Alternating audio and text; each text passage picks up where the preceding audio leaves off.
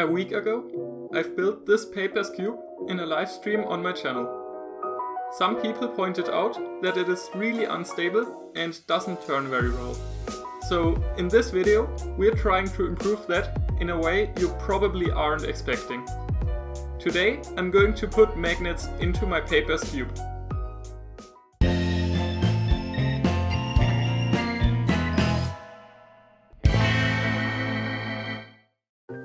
I already showed you how I designed this puzzle, and last week I even built it together with some of you, but in that live stream I wasn't able to finish the puzzle completely.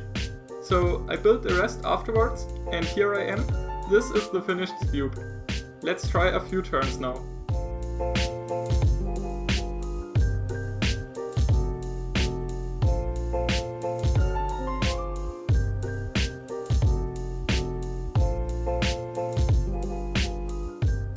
Okay, so this is technically functional, but it is turning awful. So how can we fix that? I thought a lot about that, and it is probably stupid, but hey, let's put magnets in this puzzle. I figured, like that, we should be able to increase the stability a lot, and that's the main flaw of most of my puzzles. So let's give it a try. First, I had to figure out where the magnets actually go.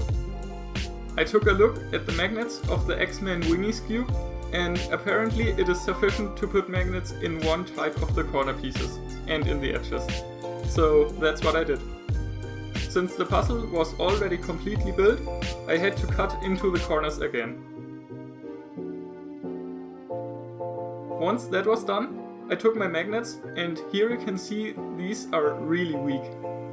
They are the smallest magnets that I was able to find, and a single one of them can only hold 35 grams.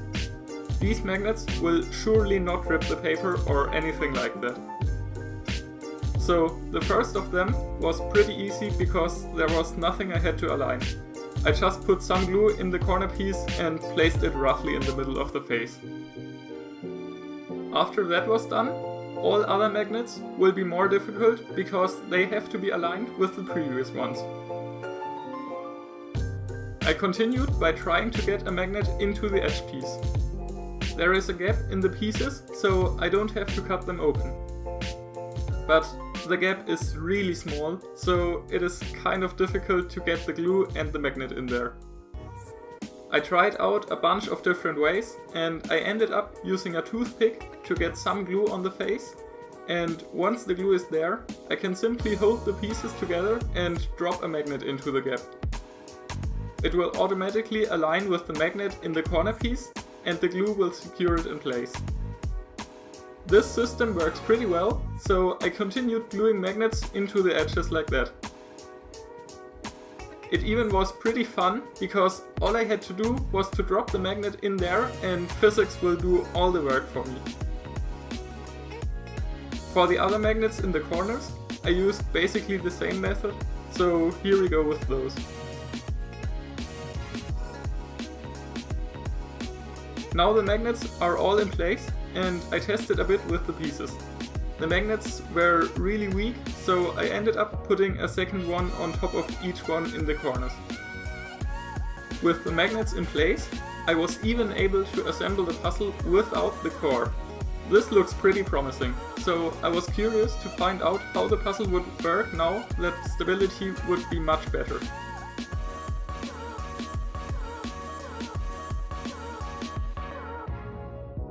I assembled it once more, and the magnets were definitely noticeable.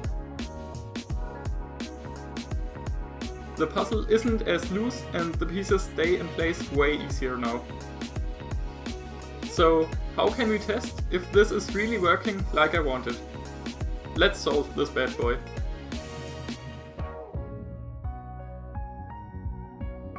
I'm scrambling the puzzle up right now, and now, after a short inspection, we can start the solve.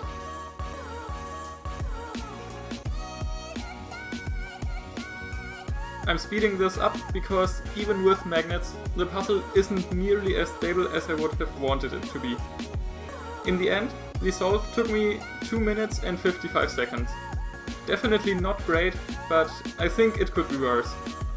While I'm still by far not satisfied with this puzzle, I can now at least say that it isn't the worst puzzle I've ever built. And I still learned a lot from this build, which I can hopefully use at some point to build a better version of this puzzle. But so far, that's it with this puzzle showcase. If you enjoyed the video, please give it a like, and if you want to see more videos like this in the future, subscribe. See you in my next video.